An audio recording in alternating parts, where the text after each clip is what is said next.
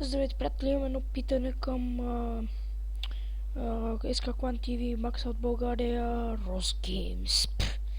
Dead Subject всички, защото и към всички други, защото нещо ми бъгва тъпата Майнкрафт.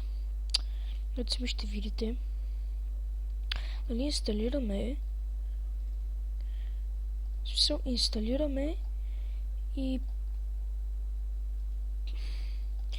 и като я пусна и е тази икона тук ми изчезва. В смисъл, като ми излезе тук или някъде и другаде ми изчезва. Сега ще видите. Да.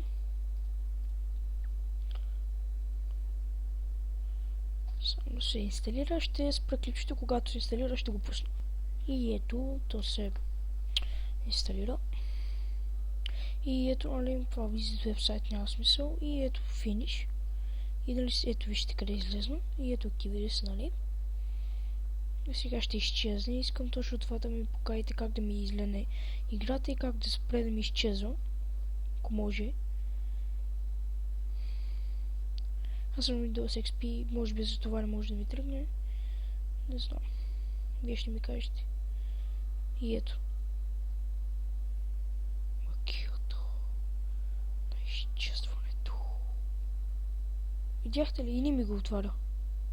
Изчезва тук и не ми го отваря. Как? Долу в коментарите може да напишете как може да го оправя или други неща, като клип, например. И надявам се да ми помогнете. До скоро!